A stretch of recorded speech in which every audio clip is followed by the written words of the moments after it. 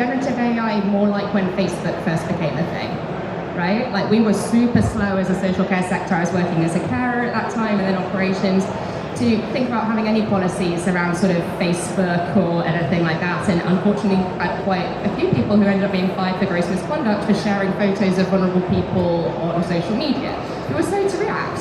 But it was free. No one knew that everyone was suddenly going to have a Facebook profile, right? Like, it's crazy. So we need to do a lot of awareness raising, so people are thinking about this quite quickly. Unfortunately, I think we're some way off any form of regulation in the social care sector. So I'm not talking about local authority, public sector here. I'm talking sort of like care homes, home care services, predominantly private and charitable sectors. You know, there isn't clear guidance, there isn't a regulator for technology that we are using in social care. You don't have MHRA who are bringing in these guidelines, you don't have nice guidelines about these sorts of things. So while that regulation takes time to build, I think it's all we can be doing within the industry is raising awareness, saying it's out there. And I spend a really sad amount of my time, because there's a lot of consultants making a lot of money in the social care sector right now, basically going, this is how you use ChatGPT and Copilot to create all of your care records, and me go, don't pay them to learn how to do that, like, dear God. Which I'm like such a buzzkill. I'm very popular in the social care field right now.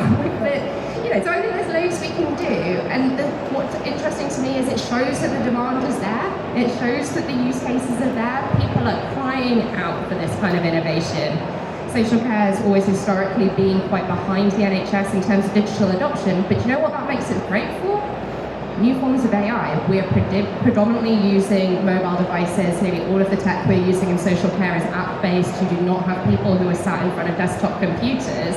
So having a really, really handy user interface through AI, amazing for the social care sector. We can leapfrog ahead really quickly, and for anybody who is a tech developer in this space, you don't have to deal with the horrible procurement headaches of the NHS and local authorities. You can just sell directly to private providers who can make decisions much more quickly. So, you know, while you're waiting for those big contracts to come through, social care is there. We have a workforce of 1.6 million, you know, just saying.